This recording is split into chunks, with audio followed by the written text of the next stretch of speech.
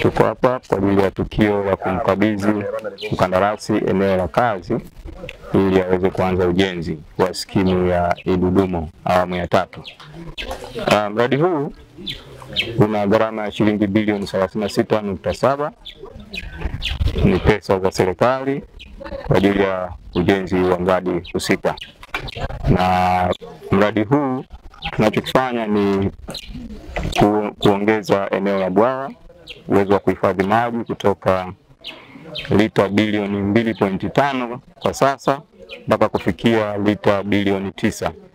Sasa ongezeko hilo la maji litasaidia kuongeza eneo la umwagiliaji kutoka hekta 300 kufikia hekta 1500. Kwa hiyo tutakuwa na ongezeko la hekta 2500 katika eneo la umwagiliaji. Hivyo uwepo wa mradi huu ni muhimu sana, na matokeo yake yatakuwa ni kunufaika kwa wakulima na wananchi wa kijiji cha Idudumo, Migideli na Mwanzori, ili yapata idadi ya wakulima zaidi ya 5000 ambao watanufaika na mradi huu.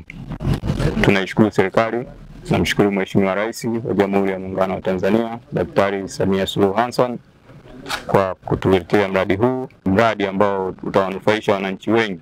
Kwa niaba ya wananchi wa Nzega, tunashukuru sana kwa mradi huu mkubwa, lakini pia ningependa kutoa rai kwa wananchi ambao tumeletewa huu mradi.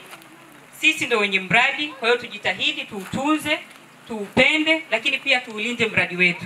Lakini pia ningependa kuongea na wahandisi, kama itawezekana basi watoe kipaumbele kwa zile kazi ndogo ndogo ambazo wananchi wa Idudumo wataweza kuzifanya, basi wao wanapewa kipaumbele wananchi wa hapa Idudumo.